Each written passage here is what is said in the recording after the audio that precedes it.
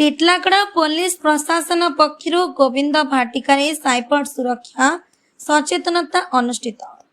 Titlagarh police प्रशासन पक्षर cyber सुरक्षा नहीं एक विशाल सचेतनता शिविर स्थानीय गोविंद भाटिका परिसर में अनुष्ठित हो जाइछि। कार्यक्रम में टीटलागढ़ उपजिलापाल पद्मनाभ सामंतराय मुख्य अतिथि भाव में जोगदे वर्तमान साइबर अपराध आम पई एक मुख्य आह्वान बोली अभिहित करथिले।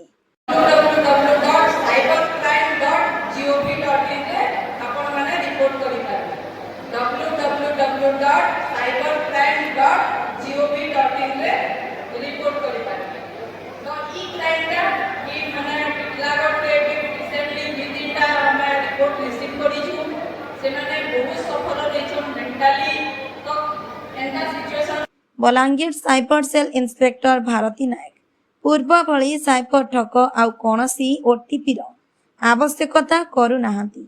सीधा सड़क विभिन्न लिंक जरिया रे आम मोबाइल फोन माध्यम रे प्रवेश करी समस्त डाटा संग्रह कर लुटपाट चलाई छंती।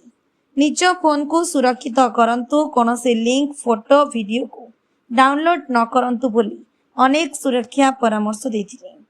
टीटलागढ़ तहसीलदार सुभाषिष शतपथी, एसडीपीओ जसवंत प्रधान, ब्लॉक शिक्षा अधिकारी आर्त त्राणरथ आईआईसी कल्याणी बेहरा, कंठशिल्पी रुक्सुना प्रमुख मंचासीन थिले।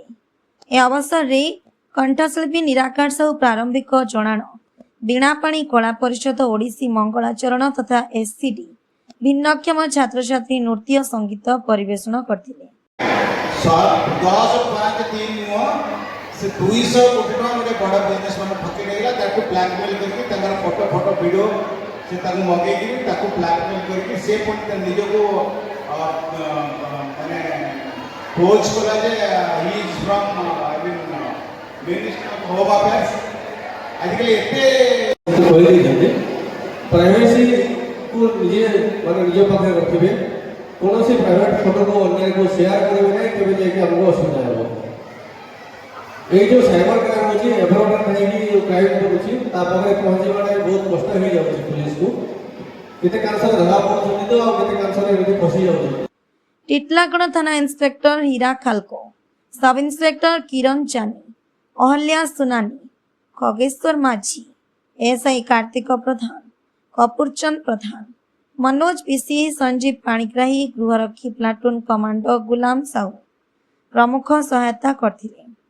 विशिष्ट शिक्षाविद प्रशांत बेहरा, पूर्वतन वायुसेना अधिकारी संतोष महांती, बीणापाणी कला परिषद सभापति प्रदीप बेहरा, गुरु प्रमोद बलवंतराय, लायंस क्लब सदस्य मनीष गुप्ता प्रमुख सरल बहु बुद्धिजीवी विभिन्न शिक्षानुष्ठान शिक्षक शिक्षयित्री छात्र छात्री उपस्थित थे।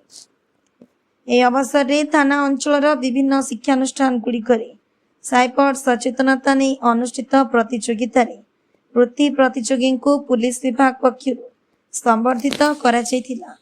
टीटलागढ़ सत्यजित षडंगी सहित इन्ना Sahu report, fast news Odisha.